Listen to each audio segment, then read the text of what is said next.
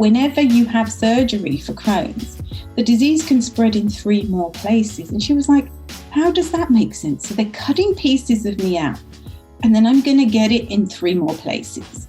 And they're going to cut another little piece out. Like, am I going to be having surgery for the rest of my life? Hi, everyone. If you care about the topic of inflammatory bowel disease, which is Crohn's and colitis, this interview is for you. We have Nishtha Patel on how 10 years ago she helped her daughter step into healing and ultimately take her inflammatory bowel disease into remission. Stay tuned for a fascinating conversation. Nishtha, thank you so much for joining on the podcast. It's a pleasure to have you here. Thank you. Thank you for having me. It's an honor to be on your podcast. Well, you're known as a gut expert, and I think there's no better way to dig into this than to talk about the hero's journey that you've been on and that your family's been on over the last few years. And then we'll go and, parse apart that story and start talking about some of the basics when it comes to IBD, irritable bowel disease. So let's start from the beginning. Tell us about how you and your daughter, and also your husband too, ended up in this crisis of health that started the journey off. Okay, so my journey started in 2010 on a vacation to Alaska. We were on vacation and my daughter was jet skiing and she fell in the water because her cousin turned the boat. She fell in, she swallowed some of the water. A few days later, she started getting sick, tummy aches, and all the usual things that start with inflammatory bowel disease. When we got back to London, things were really, really bad. So urgency, lots of running back and forth to the hospital, and they examined her. I thought it was an infection from the water. I thought something, there's pathogen in the water. I had no medical training. I had no functional medicine training at the time. I had no nutrition training, nothing.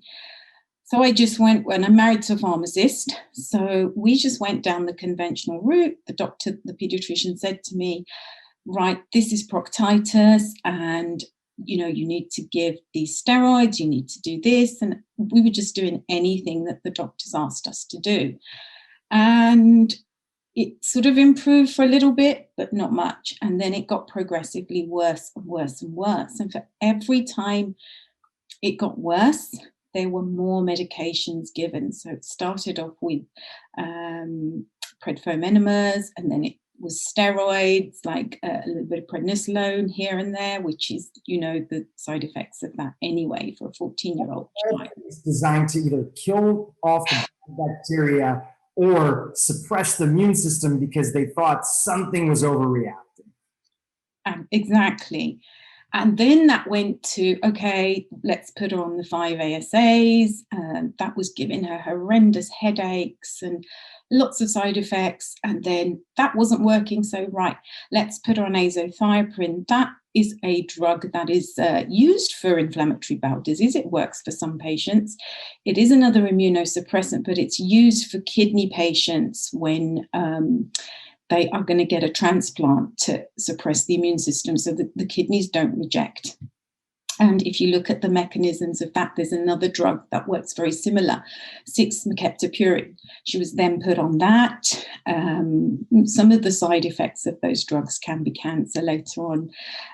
They check your bloods very regularly to see if the liver's getting damaged and things like that. This is a 14-year-old child who went from 14 to 16 looking like an old lady. The joints were hurting. She was doubled over in pain. The skin, acne breakouts, steroid face. And you can imagine what it does to the whole morale and the whole mindset of a young teenage girl. And I just thought, every time I said to the doctors, does diet matter? Is there something I can do? Is there anything we can do? And I was told repeatedly by the pediatrician, diet doesn't matter. Lifestyle doesn't matter. You have to do the drugs. Let her eat what she wants. And we ate pretty healthy anyway, but obviously gluten and dairy was in our diet. And at that time. I then got to the point where I couldn't stand it anymore, because not only was she on this cocktail of drugs, she was then given other drugs to counter-react the drugs, the side effects, to mitigate the side effects of the drugs that she was on. So, and some of them, looking back, I mean, if my husband wasn't a pharmacist, we wouldn't have known this. Like, all the steroids that she was given on were not enteric coated. She was then given like ibuprofen for the headaches and things. And it's the worst, one of the worst things you can do to somebody who's got a problem already with the digestive tract. And Stemetil was given. If you could just explain why would be ibuprofen for somebody who's having. What it does is it can, if things are not enteric coated, ibuprofen, they can cause ulcers and problems with the stomach lining. And so you end up with even more problems than you started off with. And then there were drugs given to her because she was feeling sick. She had headaches. She couldn't go to school. She couldn't concentrate. Brain fog, joint pain, acne, uveitis, where your eyes start to inflame, because this disease it's not just in the gut, it's systemic, it goes everywhere. It can affect all different parts, because the proctitis then started becoming colitis. And then so many colonoscopies were done. I think she must have had about 6 or 7 colonoscopies to date. This was 10 years ago, in the last 10 years. But most of them were done in those early years where they couldn't figure out what was going on. And then I was told, right, you have to put her on biologics. And when I looked at the side effects of biologics, it scared me. I was like, okay, so none of these medications have worked. She has gone from bad to worse. And now I'm going to put on these biologic agents. And I was told, you're really lucky because we're doing a trial. And, this medication is £3,000 a go. But, you're going to be able to get this because I'm on these trial things. And I thought, no. Side effects were cancer and TB, some of the side effects. Now, biologics have their place when you cannot get the flare-ups under control. I have told patients, yes, you need to take them because you have to get that inflammation down. It's far more dangerous to have that inflammation riding in the body. However, I was at that point now where I thought, there's got to be another way. There's got to be another way. And being Indian, about Ayurveda, my mother was telling me, make sure you put this in the diet, put this in, do this. I just stopped. I did a lot of research and I found this amazing book by this lady called Jeannie Patel Thompson. And Jeannie had Crohn's disease herself. And it's really interesting because she's partly Jewish and partly Indian. And Crohn's disease is quite prevalent in Aztec Jews in the Jewish community.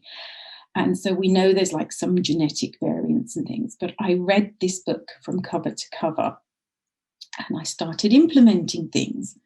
She started getting better.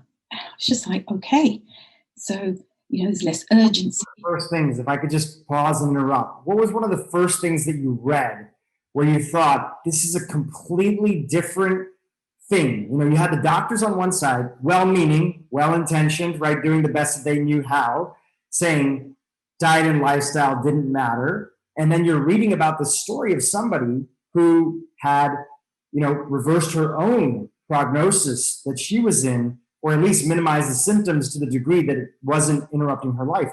What was one of the first things that you can remember reading that was kind of like an aha moment for you inside of that book? I just thought, wow, if this lady can do it and thousands of her readers have done this, I can do this. Let's give it a go. I have nothing to lose. And I looked at what she was doing with diet, with lifestyle, with supplements and things. And I'm still friends with her to this day. I use a lot of her protocols. I'm very well versed with her protocols. But obviously now I've done clinical nutrition and functional medicine. I've taken it to a whole new level. But at that time, it was, when I read that book, I was thinking, oh, right, so you give glutamine L-glutamine is an amino acid and it's going to heal the gut, and the gut is doing this because of this. And it was mind-blowing, like looking at things and listening to her story, because she was told her father's a doctor and her brother was a pharmacist, and she was told that surgery is your only option. And when she went and researched it, they said she figured out from something she'd read, whenever you have surgery for Crohn's, the disease can spread in 3 more places. And she was like, how does that make sense? So they're cutting pieces of me out, and then I'm going to get it in 3 more places. And they're going to cut another little piece out. Like, am I going to be having surgery for the rest of my life? And the doctor said, yeah, well, you may be, but you'll be on disability, so you'll be okay, and you won't be able to have children. She's got 3 beautiful grown-up kids now too. This idea of name it, blame it, and then tame it or cut it out, right? The first approach was trying to tame it by suppressing it through these immunosuppressants, steroids, and in some cases, trying to kill off the bacteria or the other medicines that you were on. When that didn't work, it's like, okay, let's cut it out. Because in traditional medicine, the idea is we don't know what the root cause is. This area seems to be problematic, so let's get rid of it. Your arm has a lot of pain. The equivalent would be your arm is very painful right now. We don't know why. Let's get rid of it. Let's chop off your arm, and that's what we're doing to the colon. And I can imagine, give us a little bit of your mindset in that moment, right? You talked about your daughter and how challenging this was for her and what she was going through. How did this feel as a mom who's there to protect her kids and look after them? Like, what were you feeling prior to this book coming across when they were saying, this is just something that she's going to have to manage for the rest of her life? I can't tell you how devastating and destructing that was. Like, I'm not a person to cry. I'm spiritual, but I'm not somebody that prays lots and lots, but I'm very spiritual. But I was praying. Before I found that book, I actually said a little prayer, and I said, if there is a God, give me the answer. Come on, universe, give me the answer. And I Googled 1,000,000 times natural ways to help colitis. Nothing was of significance. All of a sudden, Jeannie's book came up, and I got so into this book, I actually contacted Jeannie, and she was kind enough to talk to me. She's in Canada, she's in Vancouver, and every time I was stuck with something, Jeannie, this is going on, what can I do? And she was kind enough to help me. I was emailing her. I did everything by that book. And you know what? 9 months after I started this protocol, the doctor, I was too scared to tell the doctor I had stopped all medication. I'm not advocating anybody do that. That was my personal choice at the time, because I was just at the end of my tether. When he did that colonoscopy, he said to me, congratulations, that colonoscopy is crystal clear. The medicine is finally working. And what did you say in that moment when you were sitting with him and you talked with him? You say, well, actually, or you say, you know what? Like, thank the universe, God, whoever was part of this process. Thank you, Jeannie, acknowledging yourself. Like, what did you do in that moment? Did you say something or did you not? Well, my husband was kicking me, going, tell him. I was really scared to tell him. And I told him. And you know what he turned around and said to me is, you know what? This is really irresponsible. What you have done is so irresponsible. If this child loses her colon, it is down to you and I. And I said to him, I'm so sorry, but with all due respect, I have tried every single thing you said. Nothing had worked. And maybe I can help you. Maybe we can help other kids. And he just turned around, put his hands up in the air and said, not in this lifetime. And he walked away.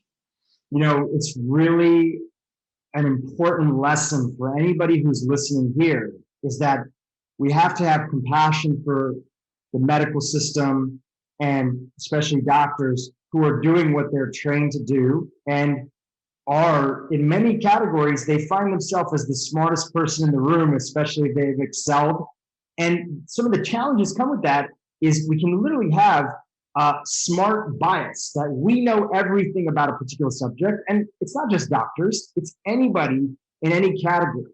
And, this is why there was a survey done by the Institute of Functional Medicine, and they were asking practitioners like yourself, clinical nutritionists, medical doctors, doctors of chiropractic, PhDs. They were saying, what brought you to the world of functional medicine?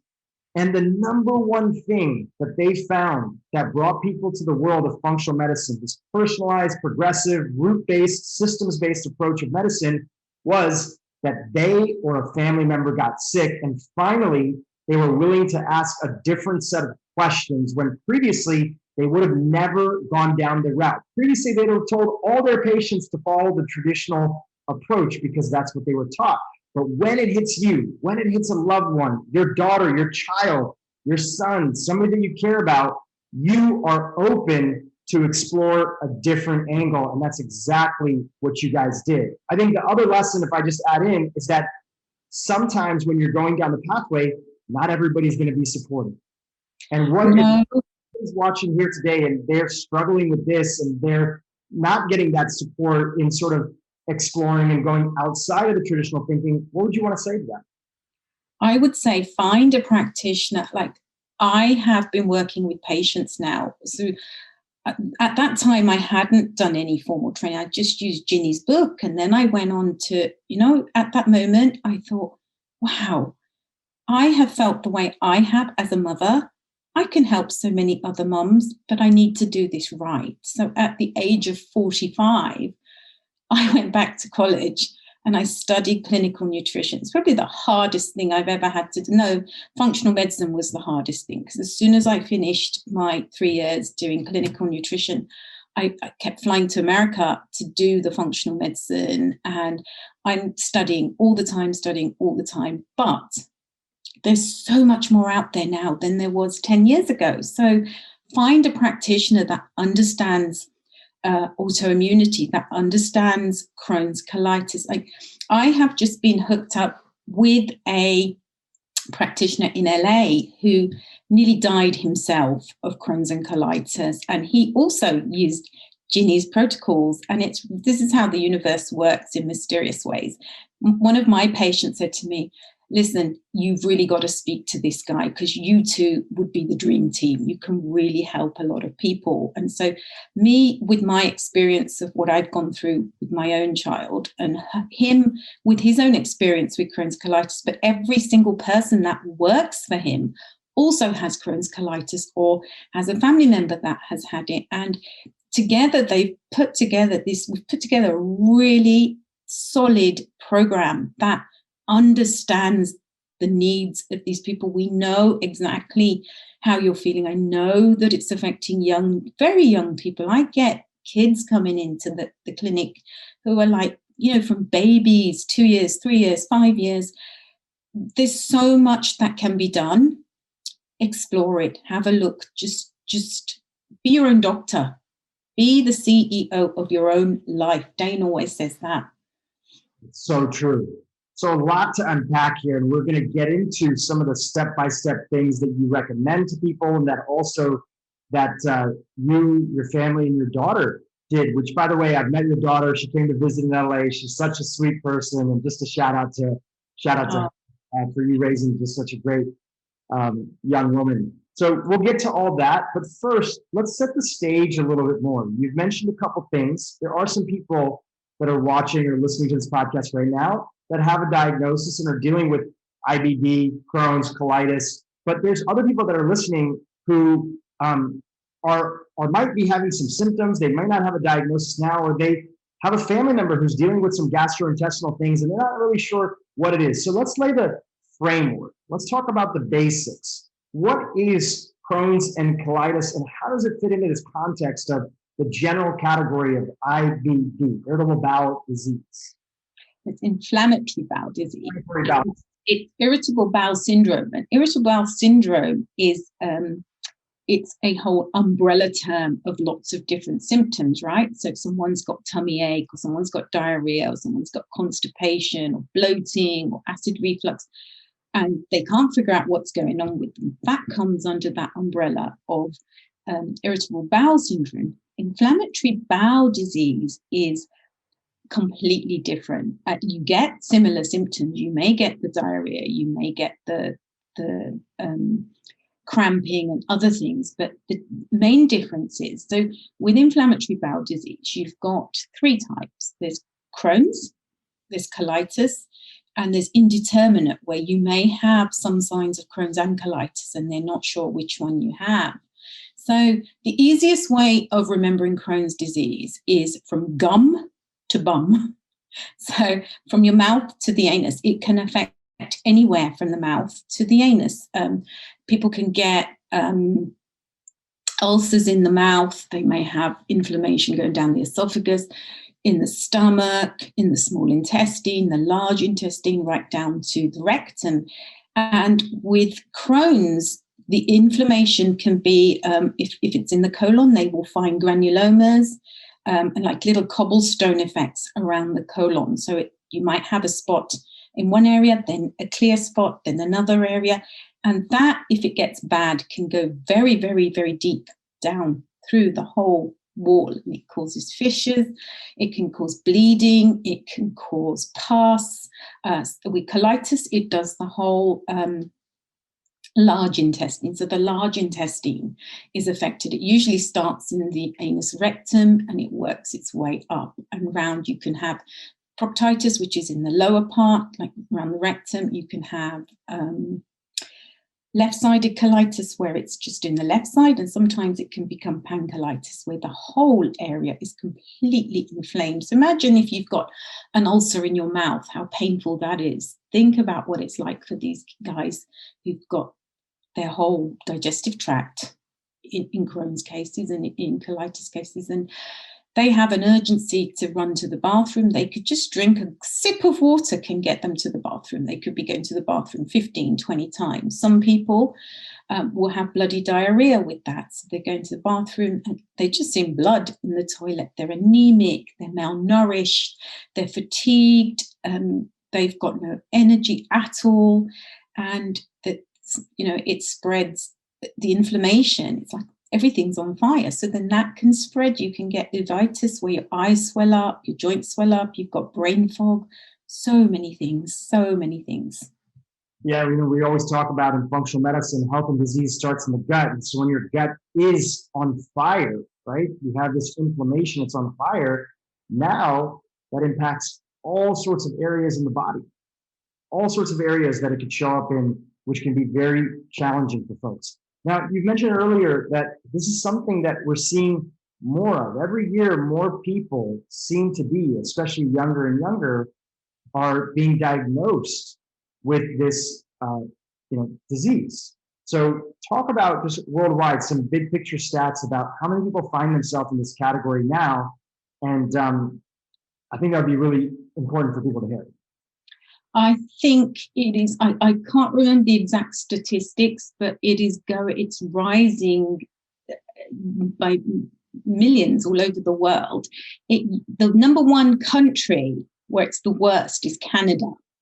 And they think it's because of artificial sweeteners, sucralose and other artificial sweeteners. But it never used to be in continents like Africa and Asia. It was more of a disease of the Western Hemisphere and some of the Northern Hemisphere. And now it is prevalent worldwide. They are finding it in India, Africa, China, Malaysia. Like, it's big. Like with Crohn's colitis lifestyle, we are getting patients from all over the world. It's huge. If we saw a map of the growth and we sort of mapped it out with sort of the processing of foods and things that we consider to be the modernization of society, we'd probably see a very similar, layout, the correlation, not causation, but a correlation that's there. When you came across this book that got you started, what were some of the things that you understood? Now, you grew up in kind of a healthy family, right? You guys were doing things that you thought were healthy at the time, right? I believe that you grew up primarily being vegetarian, right? Mm-hmm. what you thought was healthy at the time. I did too. I grew up in a South Asian family and I was vegetarian for many years. And, we had home remedies of turmeric and other things like that. And we thought we were doing a lot of things that were healthy. What did you begin to see when you were reading this book and doing your research of some of the key drivers of why this condition, this disease, was on the rise? What were the lifestyle factors that were going on that were contributing to this becoming a lot more popular? With her personally, everybody's different. Just as a whole, why were we seeing more of it? What were some of the big picture drivers that? Okay, stress is a big one. People don't think about stress. You always think about diet. Yes, diet, gluten and dairy. We'll go on to that in a minute and why it's a problem. It's also what's happening with the Industrial Revolution, right? Since the mid sort of 20th century, so many more chemicals and so, we fire retardant everything. Our beds are fire retarded. Our carpets are fire retarded. We're drinking out of plastic bottles. We're drinking coffee out of those cups, everything, processed foods, all the preservatives, all the coloring. Our grandmas didn't eat any of that. We never ate out, even as a kid. Like, going out was a real treat. It's not like going out now where, people grab a coffee, grab a salad, grab this convenience food. We never ate out of tins. Everything was prepared fresh. Most things were organic. The soil was much more nutrient dense. But I think the Industrial Revolution has had a bearing on what's going on. Genetics play a part, but as you know, Dhru, genetics and epigenetics, that, your lifestyle, just because you've got the gene, it doesn't mean it's going to fire. As Dr. Mark Hyman always says, the gun is loaded and that's your genes, but what pulls the trigger is the epigenetics. It's your lifestyle of, how are you sleeping? What are you eating? How are you moving, exercising? And what are you putting in your body? And he always says, if it's made in a plant, don't eat it. And if it is a plant, eat it, because a lot of these things are made in factories and plants. If you can't pronounce something, an ingredient on something that you're buying, you don't know what the hell is in there. You don't know what chemicals are in there and what it's going to do to your genes or to your body. So, those things all play a really significant role. One of the first chapters that you came across that you were starting to understand a little bit more was when Jenny, right? Is her name Jenny that wrote the book? Ginny. When Ginny's book, which, by the way, what's the name of that book if people wanted to look it up?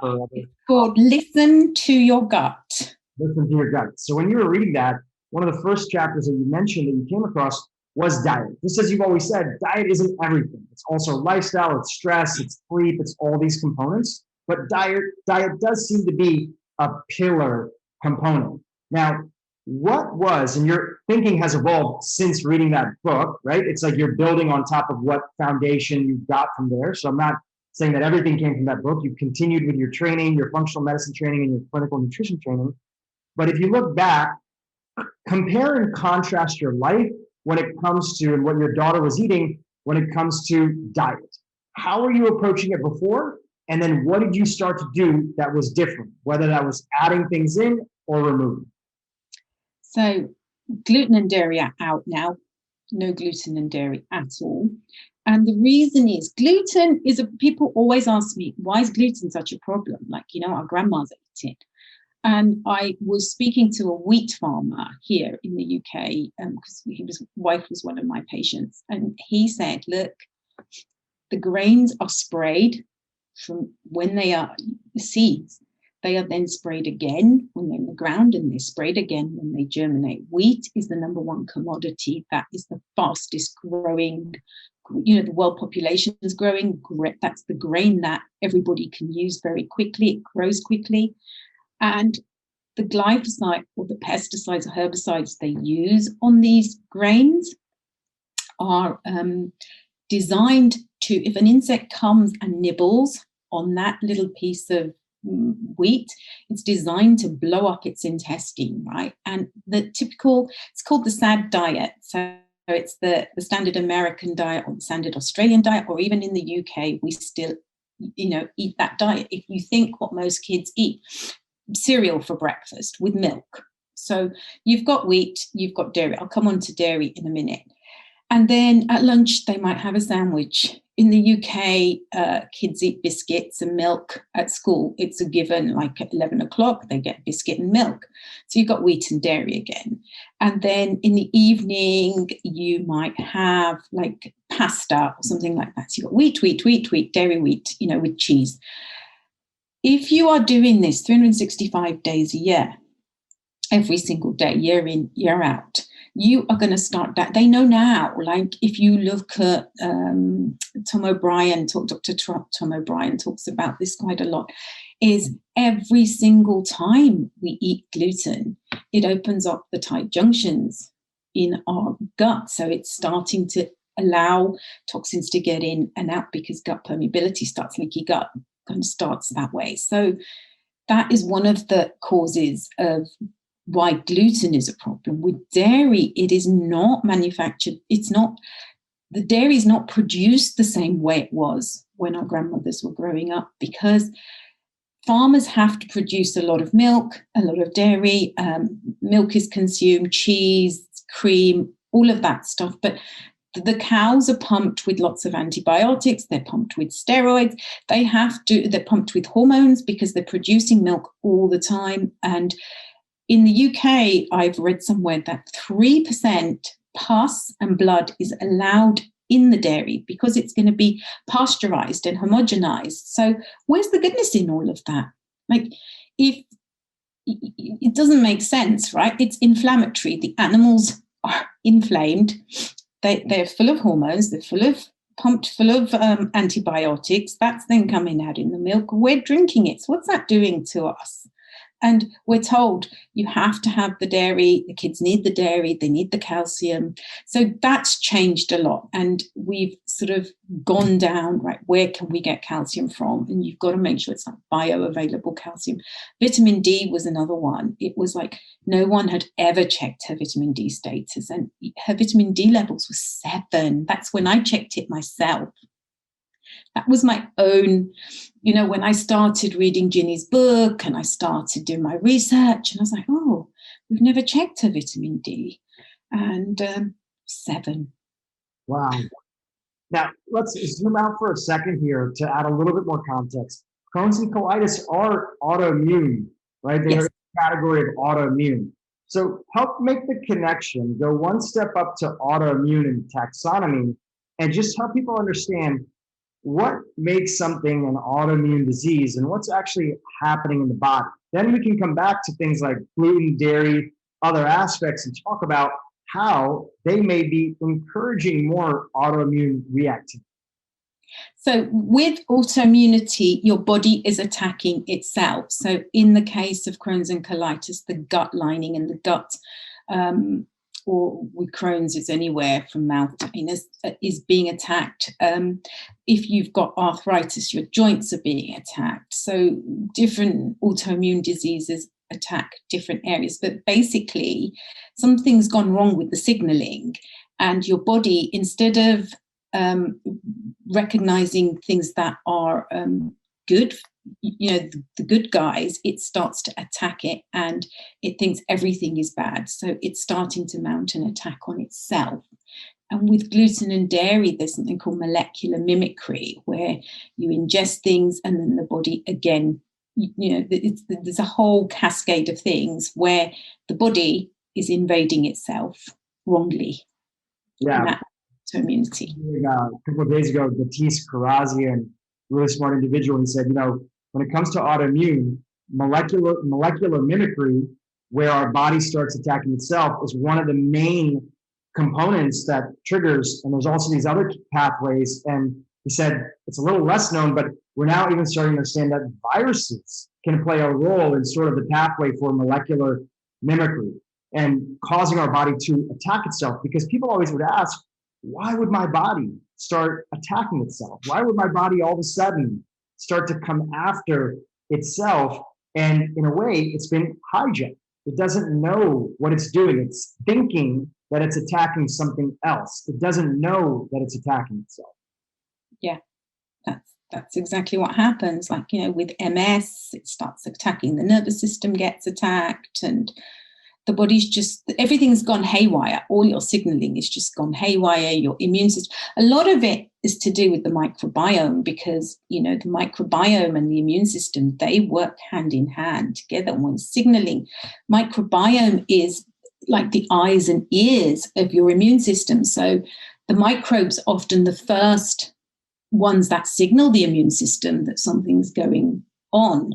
And if, a lot of these things, like the foods, the stress, pathogens, viruses, those things, they start to cause a disruption in the microbiome, and that sends off a signaling problem with the immune system, and the two don't communicate, and then everything goes haywire. Yeah, we have to think of it like a war zone, right? If we're in a war zone and there's attacks from all sides, you often see in war zones, you end up with friendly fire.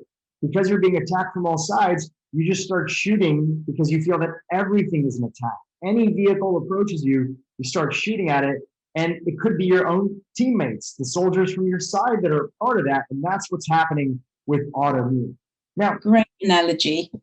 When it comes to the diet side, it wasn't just that you guys took out, gluten and dairy and found substitutes.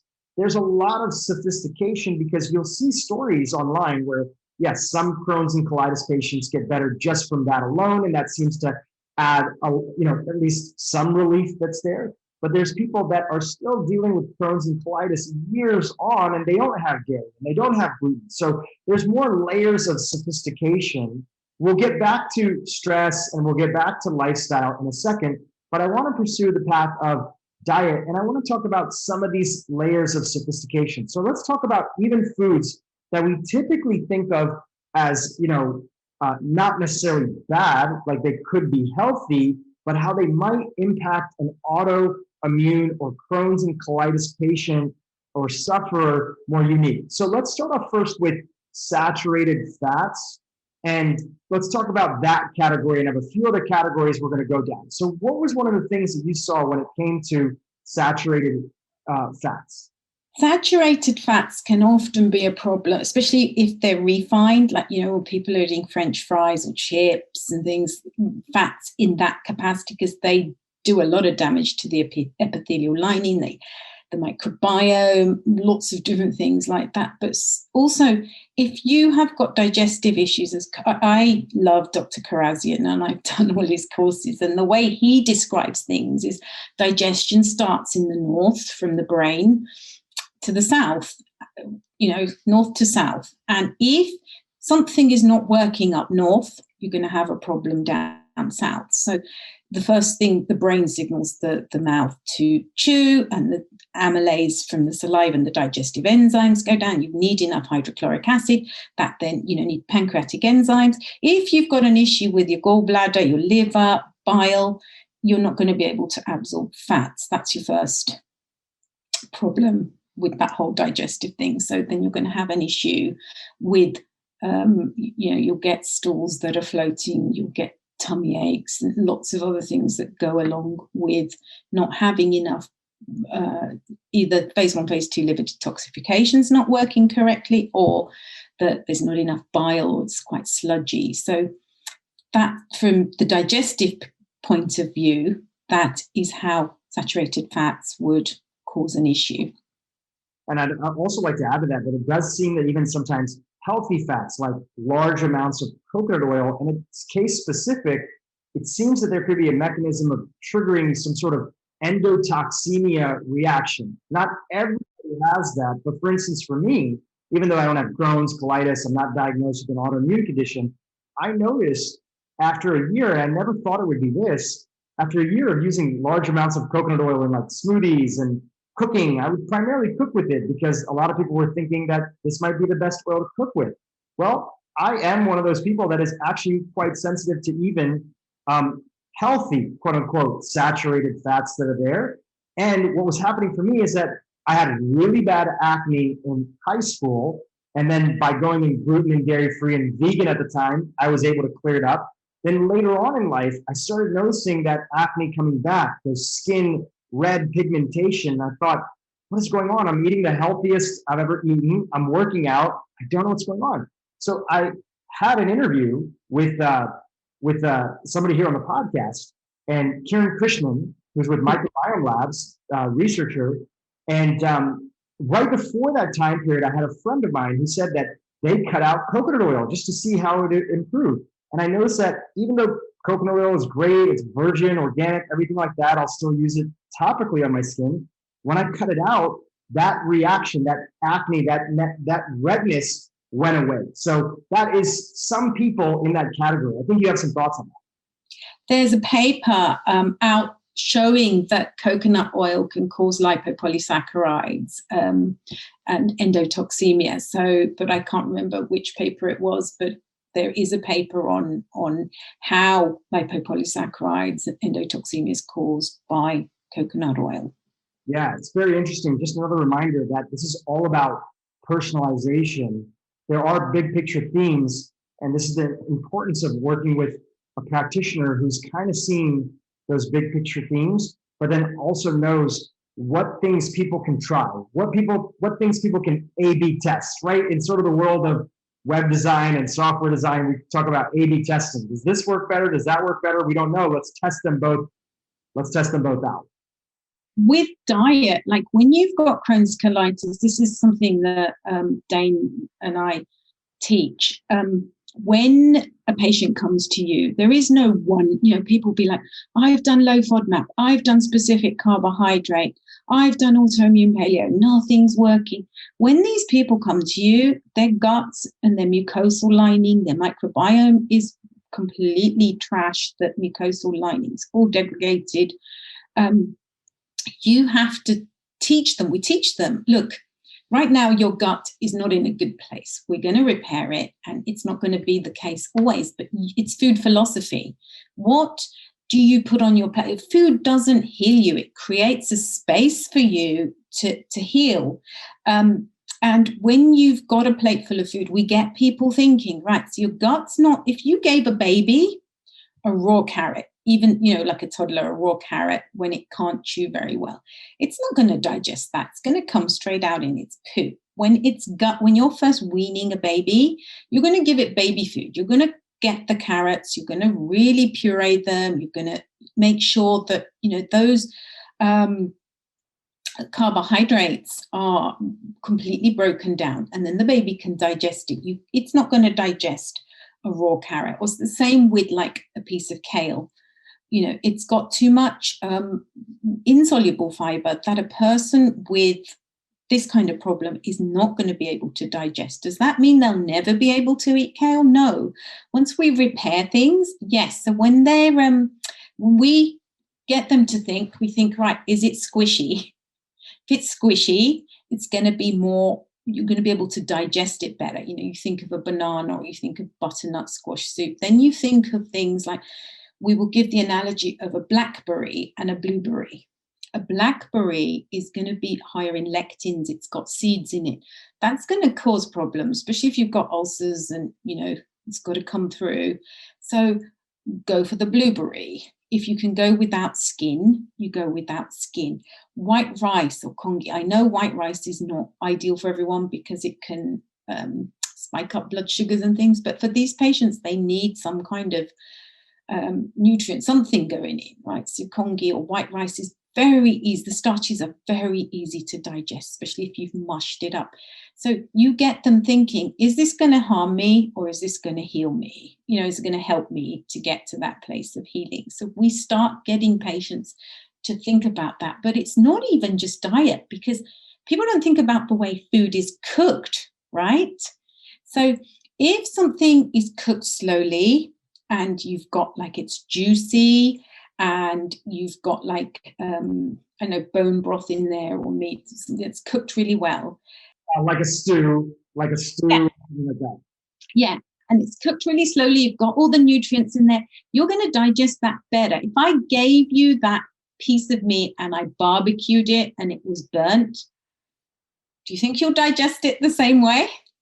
It's not going to digest the same way. So it's also about food philosophy too.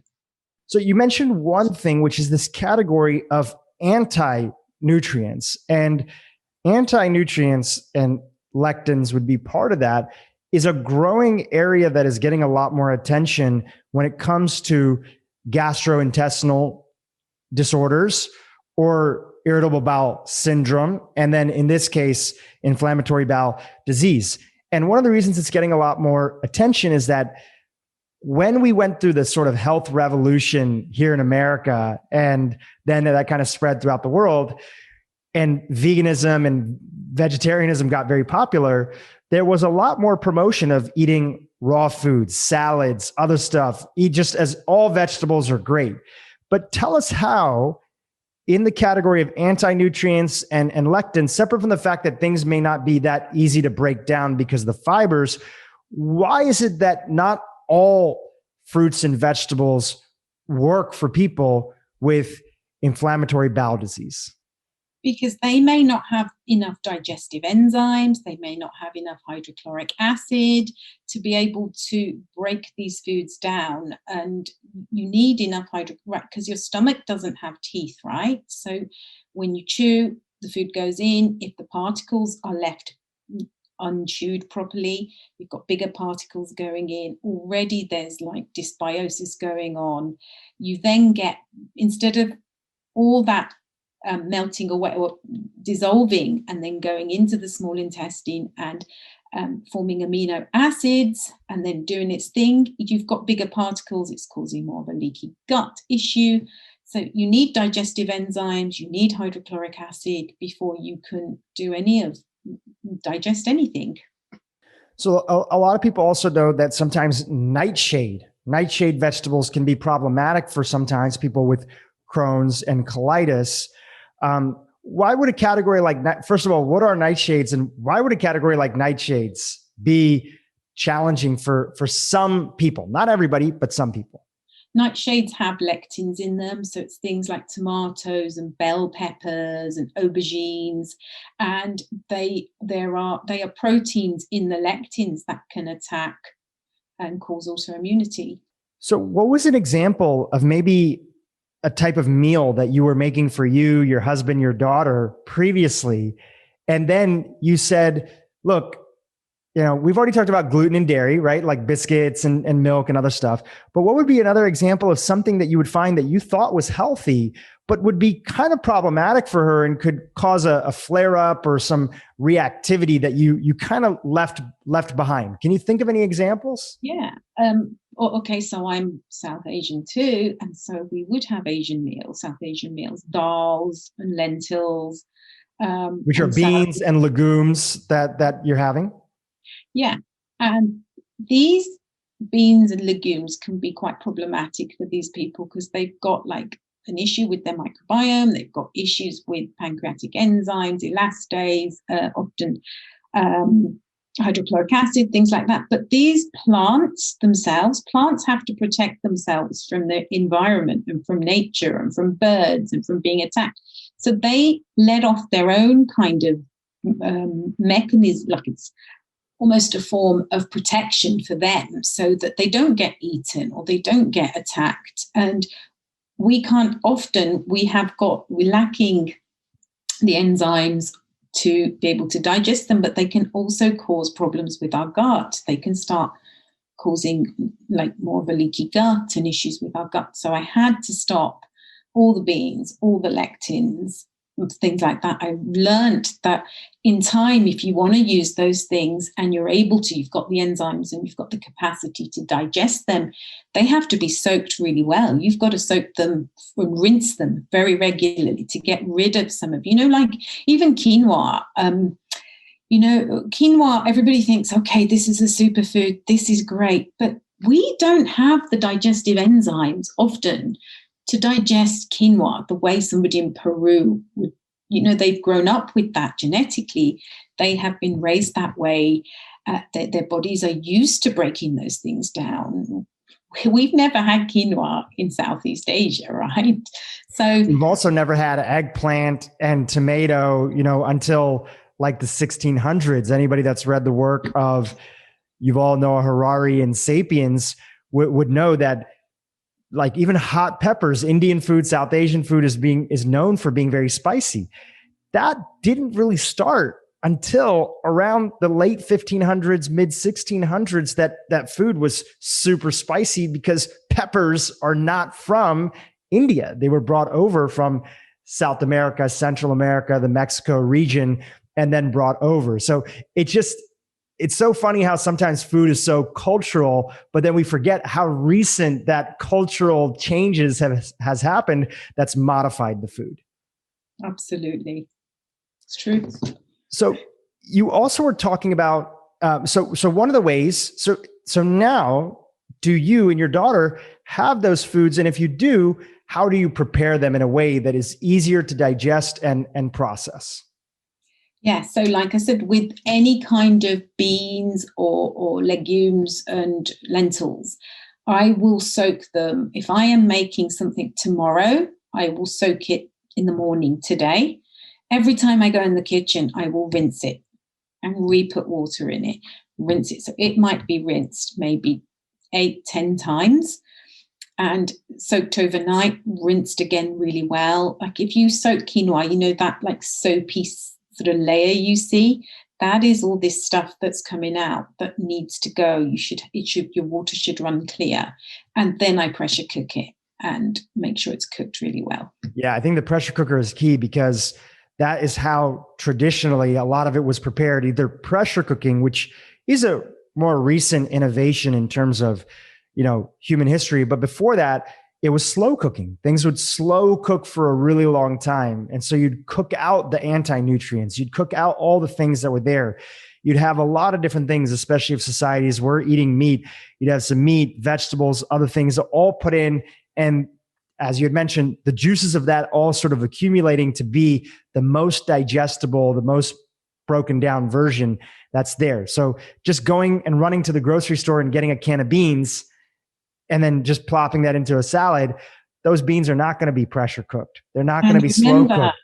The tin has probably got BPA in it. It's probably got chemicals. I mean, it will have chemicals in there to preserve it. That water is pretty disgusting when you pour it out too, right? So there's nothing. What I would say to people is if you want to do it, I know it's time consuming, bulk cook it. And once you've bulk cooked it, you can then freeze it. And for me, except for really special occasions, I went down to Mexico City with my fiance. We went on like a little bit of a food tour down there. I personally, even though I don't have colitis, I don't have Crohn's, I don't have even irritable bowel syndrome, knock on wood, I've had my own challenges gastrointestinally just from bloating and then knowing that like my acne was connected to leaky gut and other things like that. For me personally, I just choose because it takes a lot of time to prepare them correctly. And I tend to get bloated or react. I just don't eat quinoa. I don't eat beans.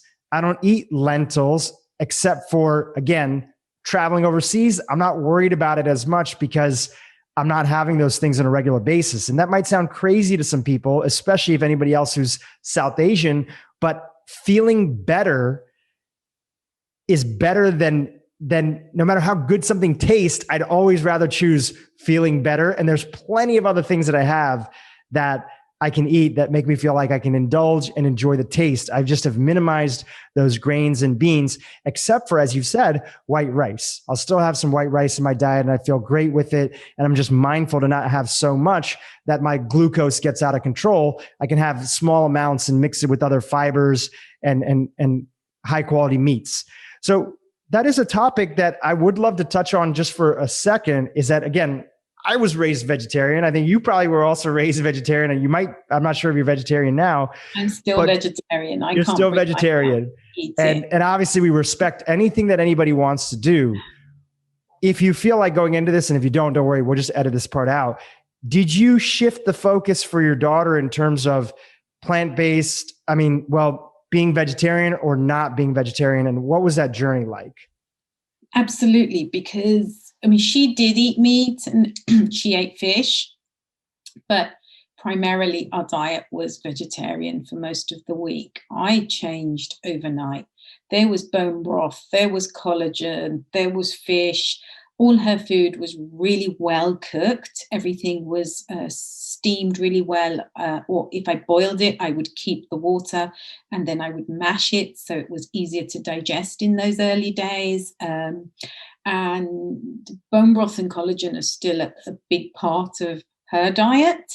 And she doesn't eat beans and legumes and things because they just don't make her feel great. So she doesn't. And she's actually started her own journey into cooking and trying to help people too, because she cooks pretty much gluten-free and dairy-free. She tries to not use refined sugar, but she wants to show people there is another way of being able to enjoy your food and a healthy way. So she's developing lots of recipes and doing things in her spare time. And it's really great because she's learned now she does her own cooking. I don't do it, but there is always meat there. There is always fish there. And there are always vegetables there because she can now digest the vegetables. So, she can do salads and things. But if she has been traveling, she's been somewhere, she hasn't had her vegetables and her salad, she's actually craving that stuff. So she does have that, but every day there is always protein, and she's fine with eggs and things like that. So she's always thinking, where's my protein? Where's my protein? And it's always meat-based or egg-based. Let's come back to stress. Now, one of the things that people forget is that even though stress is very much, probably even the primary driver after, especially you've made a couple dietary, shifts, like stress still can be a primary driver for a lot of autoimmune conditions in an umbrella.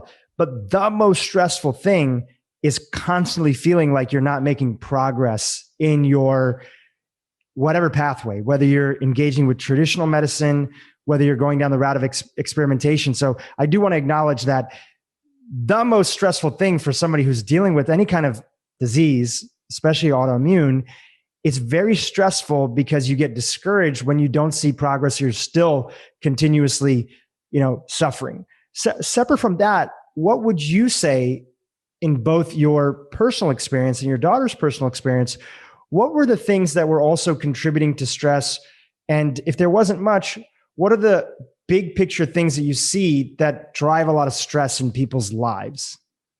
So let's talk about stress for a second. Okay. So these days, stress is very different to how it was ancestrally, right? So when we were cavemen, what did we worry about? We worried about getting up when the sun rose and going to sleep when the sun went down. We'd pick a few berries.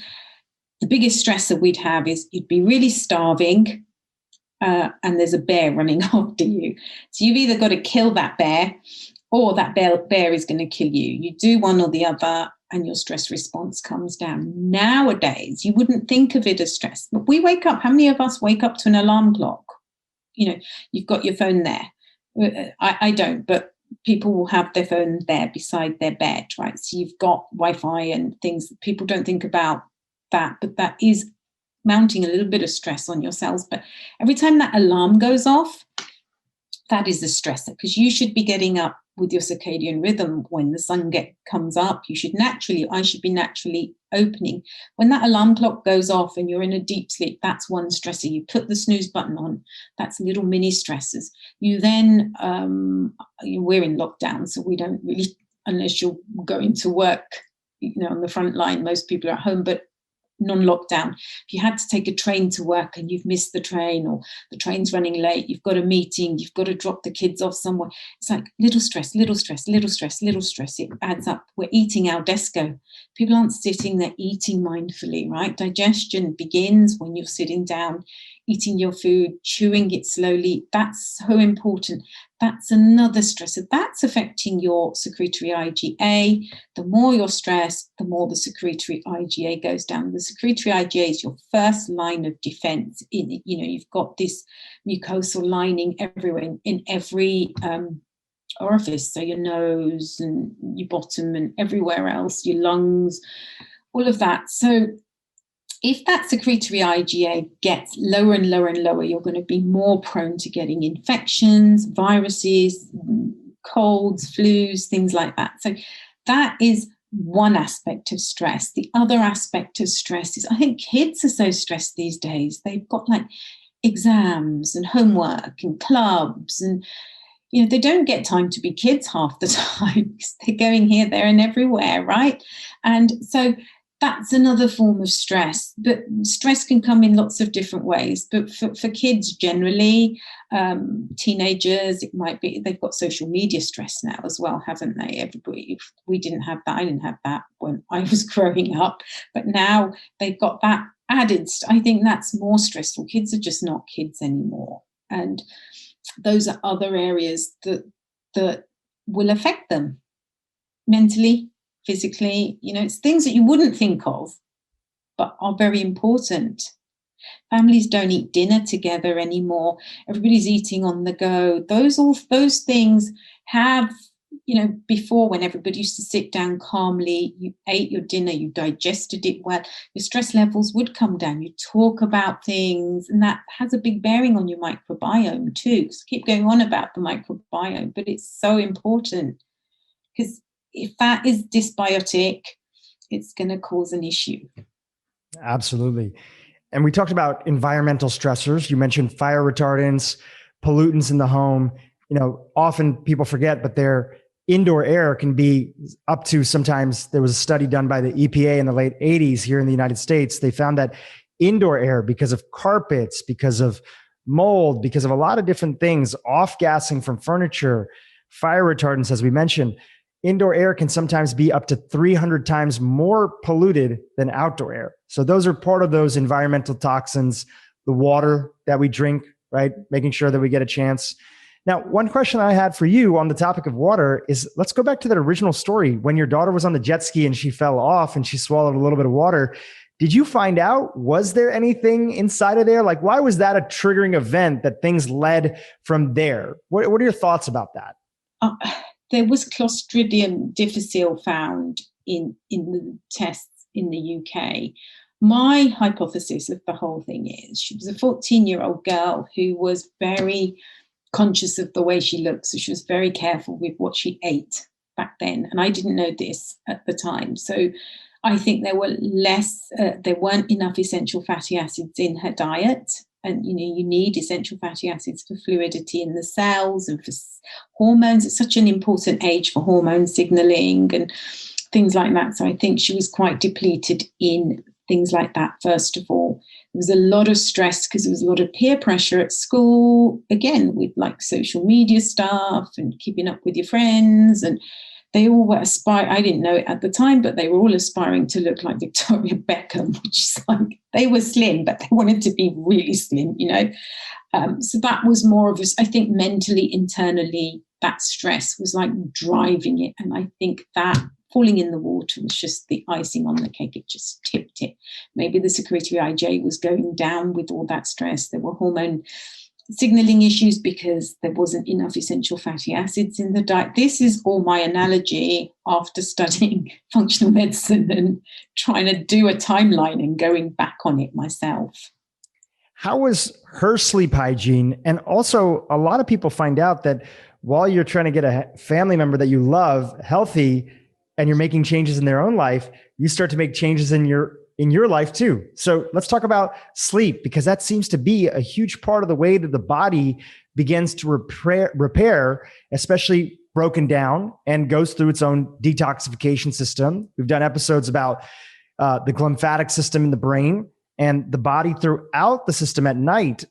Sleep seems to be a big part of the repair process. So how was her sleep? And also, how was your sleep at the time? And did you guys make any shifts? With sleep, we have tried a lot. I'm still a really bad sleeper. I think that's something I'm trying to work on. And I am not a great example there, and I'll put my hands up and say that. But I know how important sleep is for everybody. It's crucial. Your brain is clearing out amyloid plaque, and your brain's clearing things out.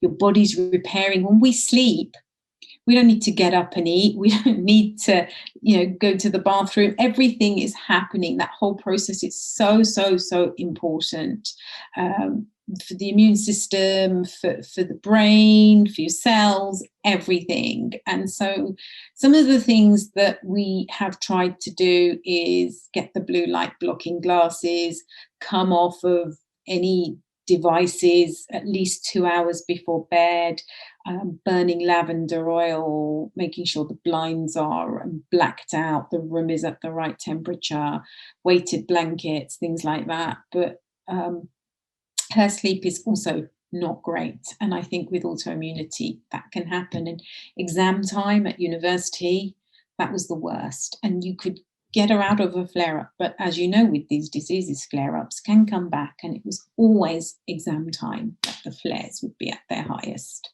Yeah. Sleep affected, stress. It was a nightmare. I mean, when she did her A-levels, she was so bad. I had to get a hotel room next door to the college. She was in the hospital the night before and they wanted to give her steroids. And she refused to take the steroids because they give you the moon phase. But she was in so much pain because when she gets flared up, it goes to her back. Her back just starts to ache really badly. And she had a temperature and we were staying in this hotel room and I said to her, just take the medicine, just take the medicine. She refused to take it, but 3:00 in the morning, she went, okay, give me the medicine. She barely got out of bed, shuffled to the exam. It was only across the road. Did the exam, came back, slept for an hour, went back and did her second exam. I don't know how that girl did it, but she got on that one A-level paper, she came up with 100%. Wow. I don't even know how the brain was working at that point in time. It's just crazy. Some of the themes that I like about that I want to acknowledge from that story that you shared is one, we're all human beings just trying to do our best, right? You're trying to do your best. Your daughter's trying to do her best. And in that moment, you have competing things that you're trying to work on and decide, do I take this medication? Do I not? And, she's working through that struggle. The other side is that, I appreciate you just acknowledging and sharing, hey, listen, there's a lot of things that I have figured out. And sleep is one area that I need to work on a little bit more. We all have that thing in our lives. Every single one of us has that. And I hope anybody who's listening, even though your daughter is doing so much better today than she was at the beginning, and your health also has improved too, we still have things that we're working on. And that's what makes us human beings. And we want to give attention to that. So, I hope everybody listening can see the humanity in that and also have some self-compassion for themselves to know, we're not going to be perfect with everything. There's things that we want to improve on. Maybe that's working out for somebody, even though they know all the data about working out and how that helps a lot of different conditions. It's okay. Have some self-compassion, have some self-forgiveness, know that there's only so much you can take on at any given time. And also how amazing it was that you were doing all those other things, because if you weren't having the diet, if you weren't having all the, we'll get to supplementation in a second, because that's obviously a category that people are very interested in. If you didn't have the diet, if you hadn't make all those lifestyle changes, if you hadn't reduced the toxic load where you could in your life, maybe that exam time would have put her completely back in the hospital and she would have had to leave school. That's happened to a few people that I know, that their Crohn's and colitis is so bad that they actually can't continue working anymore. They can't continue school or their education anymore. So the beautiful thing is when you do these things, it gives you at least some resilience to protect you from the natural stressors and challenges that, just come with modern day living. True. So let's pivot over to supplementation. That's always a category that people are curious about. How did you navigate it? And what were some of the things that you guys saw personally that made a difference? And could those be things that could potentially help other people who are dealing with Crohn's or colitis? First thing I would say is, yes, supplements have their place. But if you don't fix certain things, the supplements can't work. If the microbiome is not in the right place, the immune system needs to be, people think, right now we need vitamin A and zinc and selenium and things to get the immune system boosted. But if the microbiome is not in the right place, the immune system is not going to be able, you're not going to be able to absorb things are not going to work. So you need to figure out what is going on. Are you getting mucus in the stools? Is there, what is your calprotectin level? You need to work with a practitioner that really understands these things. And you look at these things and you're looking at which area that needs to be worked on. You need correct probiotics, but you might not be able to take lots of probiotics, and you shouldn't be just taking them, stabbing in the dark. Sometimes your gut is so bad, you need like a single strain, and you need a pinch, just a pinch to get you started, and you work your way up. You might need, like sometimes people say, yeah, I've tried aloe vera, it doesn't work, it's made me worse. Okay, so aloe vera can help quite a lot of people.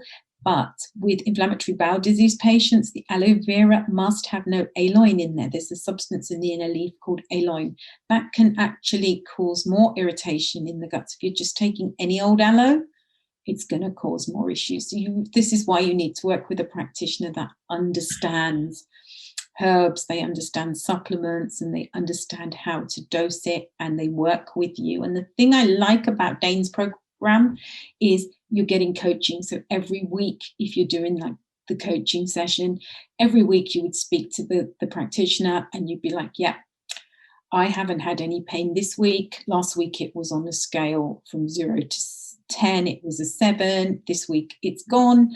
I had 15 bloody bowel movements last week, but now it's down to 6. So we know something's working. Or no, that hasn't improved. So we need to put some more of this in. But, the supplements that I used at the time were L-glutamine, aloe vera, marshmallow root, deglycerized licorice. They were all things that sort of start helping your mucosal lining start to repair. That's the first thing. And then putting in probiotics pinch by pinch to get the microbiome to start modulating the immune system better. Also, one thing that's apart from supplements is healthy relationships. Healthy relationships are so, so, so important because they release opioid factors, which then activate your TH3 and your TH17. And if you haven't got a healthy relationship, you can be doing the supplements, you can be doing the diet, you can be doing the nutrition. It's not going to work. Like this, everything, the whole package has to be there. Your sleep, your relationships, the way you breathe, exercise, meditation, mindfulness, what you're eating, how you're eating it, what you're cooking, when you're cooking it, what time you eat it, how do you eat it? Do you sit down at the table? Do you chew your food slowly? Are you cooking it slowly? Are you putting the monosaccharides in there rather than polysaccharides? Is there a lot of grains in your food or not a lot of grains in your food? All of those things matter just as much as the supplements. The supplements are helping, but they're not. People that go in thinking that just the supplements alone are going to do it, they don't. You need every single part of this puzzle, which is why if you can work with a practitioner, really work with a practitioner that understands this disease.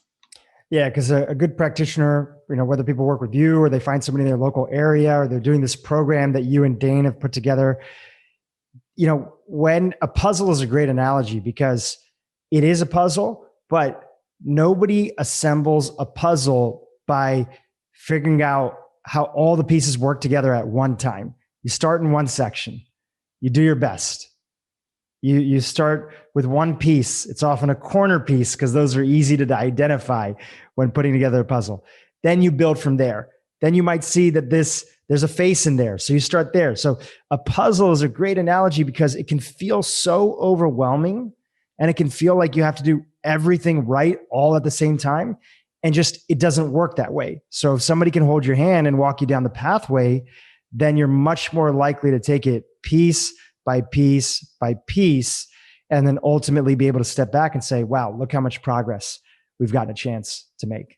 And the best bit about this is something I had to learn myself, but the best thing I like about this program and why I said yes to Dane is because we are teaching the patients to be the CEO of their own health. We're just teaching you. You are in control of your health. If you take a supplement, you need to know why you're taking it. You need to know what it's doing to your body. And you will learn that. We teach you, if you're eating a food, learn the food philosophy. And Dane says, if I want to eat gluten, I can eat it. Do I choose to eat it? No, I don't. But on occasion, If he's been out, he can have a pizza and a beer and he's okay. It's okay for him and his body, but he's learned how to do it. And his whole program is called SHIELD. So it's supplements and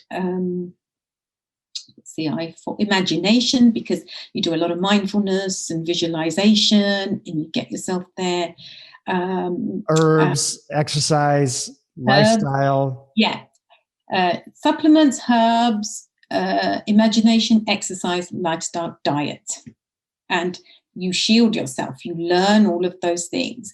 And then if you do go into a flare-up, you're going to know what's caused it. Was it because I had that one night's less sleep last night? Was it because I had that argument with my wife or my husband? Or was it because of this? And then you know how to get out of it again, rather than going down that whole rocky road of, oh my God, I don't feel well. I've got 15 bloody bowel movements today. And what am I going to do? Nope. Okay. I had that right. Let me go off and do some meditation right now, because I know that I had that argument. My stress response is probably really high and I need to just give my gut a rest today. So I'm going to have bone broth with blah, blah, blah. And, so Totally. You're teaching yourself how to empower your own self, your own being, your own health, mentally, physically, emotionally. Talk about your daughter today.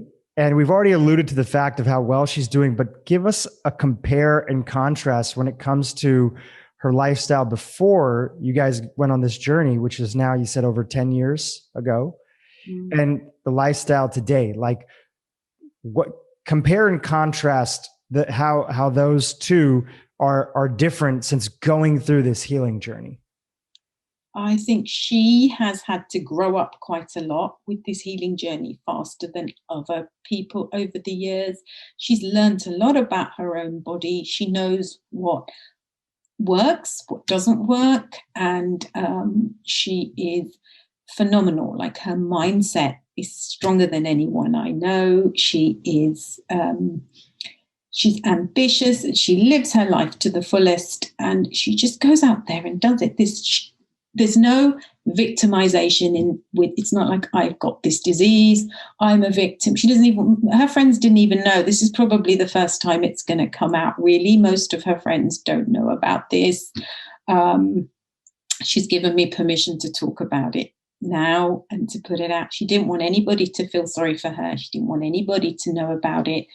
She just got on with it. Even when she was at her sickest at university, people didn't know about it. She just got on with it. But she's living her life to the fullest now. She's not on any medication.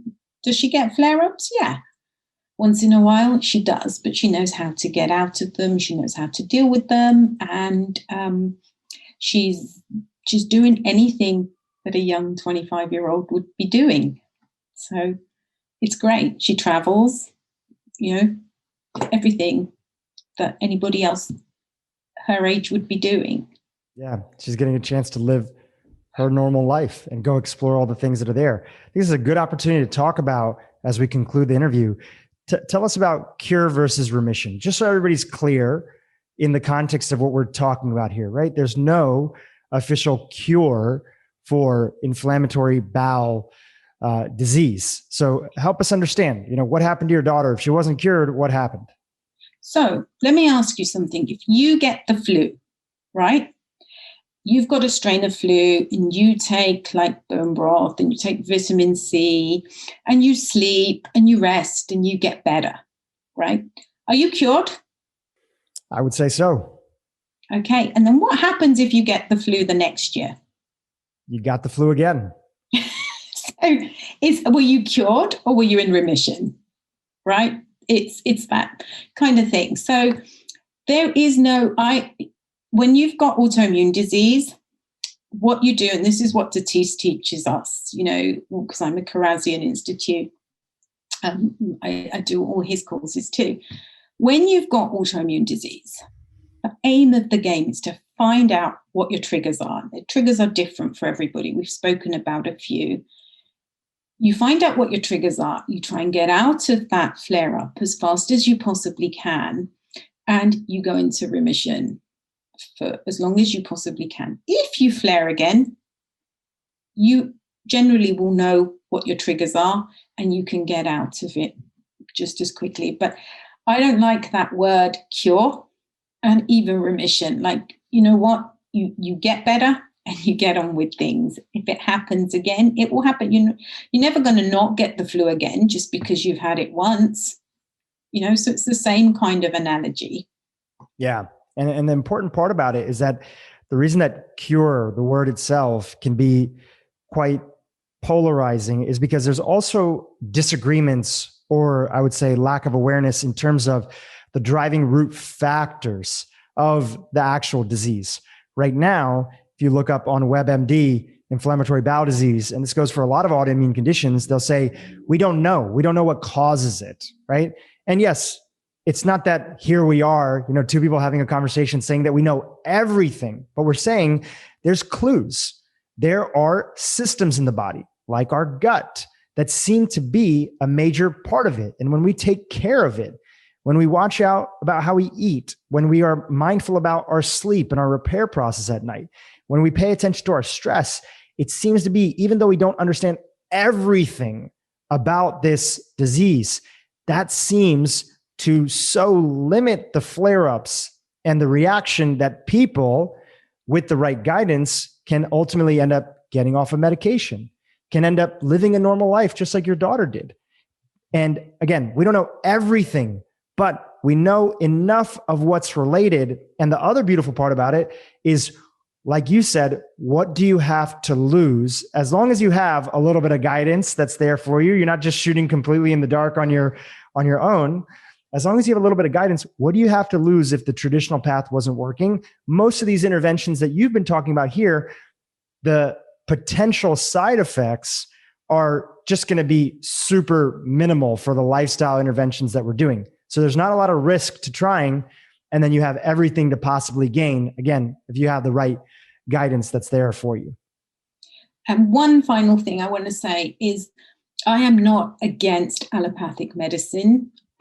If you are inflamed or you need it, it's necessary to keep that inflammation down and those inflammatory markers down, then you have to take it. There's no, if you need some 5-ASAs, because with inflammatory bowel disease, people get quite frightened because they're told that you've got a higher risk of cancer. But nowadays, colonoscopies are done much more routinely. These things can be picked up so much earlier. So even if something happens, there's changes, 9 times out of 10, it's picked up and it's not a problem for most people. And drugs like 5-ASAs keep those inflammation markers down. So, doctors are doing their best. They do what they can do, but you be the CEO of your own health and you figure out what's working for you, what's not working for you, and try other methods to bring that inflammation down too. The folks who are listening here on the podcast or watching on YouTube, they want some guidance. They want to work with you. They want to reach out. Tell us how they can be in touch and find you. And, how do you end up typically working with people who are looking to go down this pathway of, because it's not just you work with Crohn's and colitis, you're also supporting people as a clinical nutritionist with the expertise in functional medicine. You're working with general gut health as well. So who do you typically work with and how do people reach out to you? So I work by myself, and I've got a website, thegutexpert.com. And I also have now just joined forces with Dane Johnson. As I said, one of our patients put us in touch. And the nice thing was he was doing Ginny's protocols. I was doing Ginny's protocols. And this guy just said, you guys need to meet each other. We met each other and it was just, we took off. And he said, can you help out? We are so inundated. We need a lot of help, especially in Europe and India, Europe, and these parts of the world. And so I said yes. So there's a link I've given to Melanie. Yep. We have the link in the show notes. Yep. So we can get in touch with us there if it's specifically Crohn's colitis, you want to get on the Shield Online program or work with one of us one-to-one. We can do that too. That's and amazing. There's a community there. The thing I like about that, there is a community. There are other people there that have got the same thing. We link people up with similar symptoms, similar journeys. So you've got somebody to talk to. You're not on your own. And that's the hardest thing with this, because it's a disease people don't like to talk about. It's something that's embarrassing for a lot of youngsters. But when everybody's in the same situation, it's really nice to be connected and get somebody there that understands your journey, where you can help each other out. There's Crohn's Colitis Lifestyle University. So there are lots of different things on there. The Shield Online program has got, we teach the food philosophy on there. You get a couple of coaching sessions. There's lots of different options. But I wish I had something like this when I was going through this by myself. It's by far the best thing I've seen out there. That's incredible. And again, we have the links to all those in the show notes, including your social media, that people can keep in touch with you. And I just want to say, Nishtha, it's been a pleasure. And I think anybody who is a parent that's out there, or just a human being, and if you've ever loved somebody, whether that's a partner, a niece, a nephew, a child, and you can just imagine for a second them being just sick, in and out of the hospital, going through challenges, and you feeling like a place of being helpless, not knowing exactly what to do, trying to comfort them, but not knowing the best way to go about it. But ultimately, you have a choice, and that choice is, do you give up or do you keep on digging? And you kept on digging. And my heart goes out to everybody who feels like they're at that paradox or that place where it's like, I don't know what to do, but you did keep on digging. You asked the universe for answers, which is actually, I love that, right? I love that you asked the universe, like, show me the way. I'm open to other ideas. And I want to commend you for continuing that process and digging. And now taking that journey that you went through to help other people and make the world a better place for people who are suffering from chronic disease. So thank you for coming on the podcast and telling us your journey and story. Thank you so much for having me. It's been an honor.